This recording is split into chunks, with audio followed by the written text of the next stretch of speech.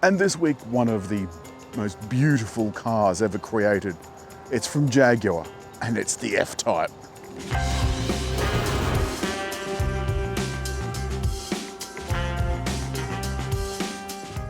Sadly, we're seeing the end of the ICE sports cars from Jaguar.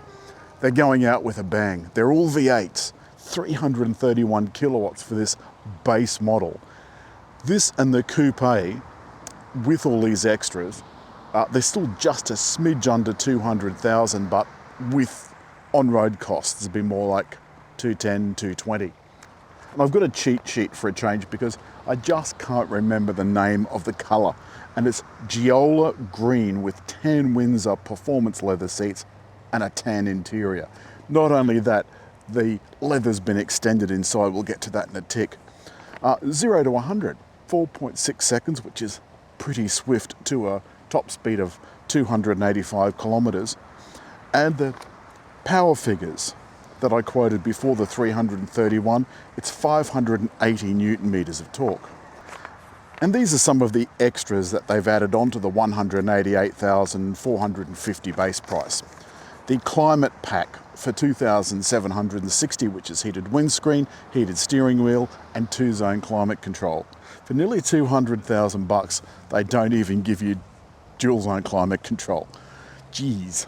The full leather upgrade, 2,110. The 12-way heated and cooled memory electric front seats, 1,100 bucks.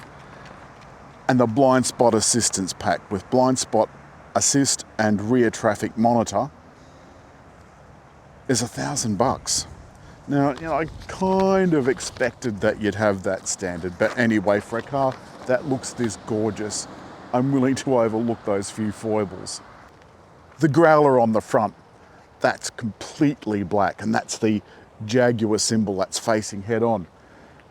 It got an upgrade a few years ago, and part of that upgrade was new lights front and back. So they're a little bit less cumbersome than the ones that went all the way up the bonnet. You remember those? I didn't like them. These are gorgeous. Still the same bonnet scoops, it's just a lovely, lovely thing. There's a new F-Type symbol down below too, which is just the silhouette of the top of the car. And to add a little bit more to the streamline effect, the handles still disappear when you lock the car. And if you're wondering why I've got my holiday clobber on, it's because it's a long weekend public holiday. I've miscalculated this badly because the road back home is absolutely chock-a-block. Down below, there's a shelf, a skirt that goes all the way around the car to aid a little bit in the aerodynamics. Here are the new tail lights we spoke of with just this little bit of a squared off look. The old ones were round. A quad exhaust. And if you're wondering why the rear spoiler is up, it deploys at highway speed. And I've raised it just to give you an idea of what it looks like. Unfortunately, I hit the button inside, and despite hitting it again, it doesn't seem to have gone away. Nonetheless, it gives me a chance to show you inside, where you'll see a bijou boot with a little well in the middle. It takes a couple of soft bags, but the space there, as you can see, is not huge. Nonetheless, you're not going to be carrying very much in this, but it will at least take a couple's weekend away luggage. And of course, that means there's no spare wheel, so there is a puncture repair kit in this, but if you are in town and you do encounter a problem, part of the advantage of having one of these is that a little man will come along with a spare tyre. The driver's instruments are one big LCD panel, as is the centre display. And this is the older style of Jaguar infotainment system. So while it sounds great because it has the Meridian speakers, it is a little bit more difficult to work. I've told this not to go straight to Apple CarPlay, but at least there is Apple CarPlay even if it is wired. And here's a repeat of the little stylized symbol of the F-Type that's outside. One of the other things that I wanted to show you was the dials in the middle in true Jaguar, Land Rover, Range Rover tradition.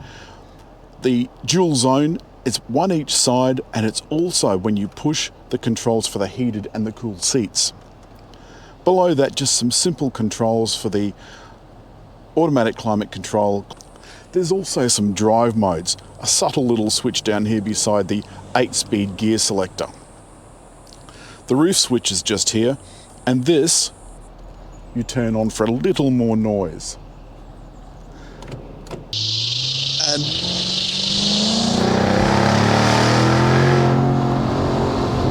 just in case you were wondering what that snarling supercharged V8 sounds like when it's in full flight, so I'll shift it over to Sport. It does have a manual mode for the 8-speed auto as well. Oh God, it's glorious. Let's try it in manual.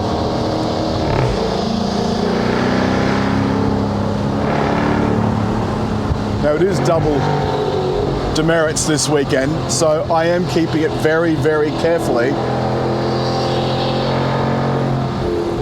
at the speed limit or under. As you back off, there is a little bit of a cackle.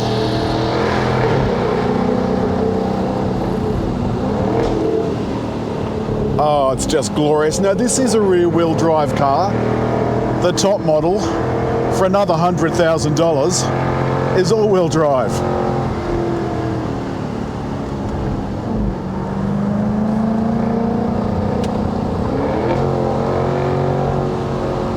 There's something about these European V8s that the American V8s don't have. It's a higher pitched, more shrill tone, more urgent. As we come up to a corner,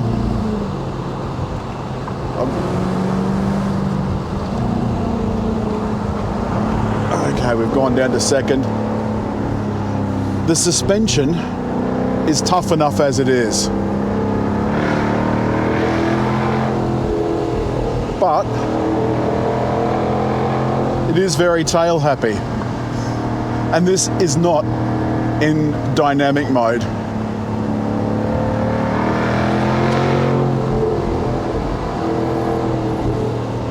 There we go.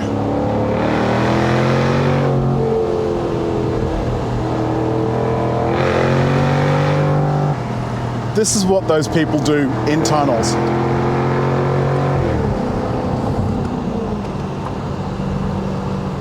Wow. And they stick their boot to the floor. Now I'm back in normal gear mode again on this deliciously curvy bit of road. The Jaguar is unbelievably tight. We talk about other things too, the fuel consumption, for example. It's 11 and some change in the official guide.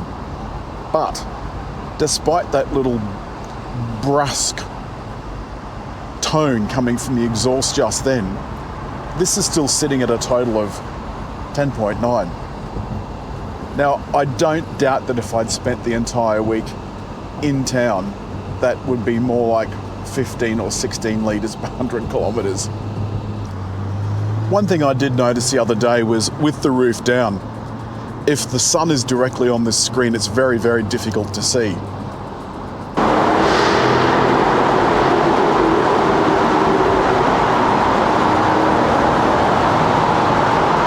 I can't go above the speed limit, of course.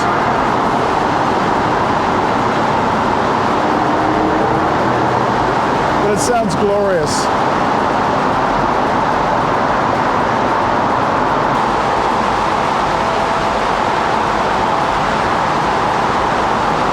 Blimey.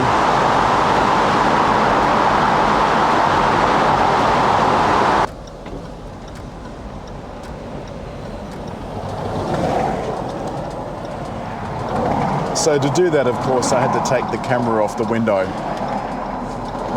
Oh well, small price to pay. And now it is quiet.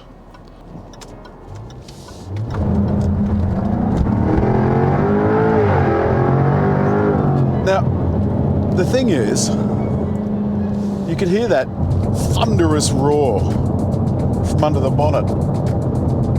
And even with all of the nannies left switched on, you could still feel the back trying to get away from you. And still this car feels as light as a feather. There is getting rid of all of its internal combustion cars, but they haven't yet told us what they're replacing it with. And some of the dealers, I think, are getting a bit nervous. Anyway, as always, hit like, leave a comment, and just over there to subscribe.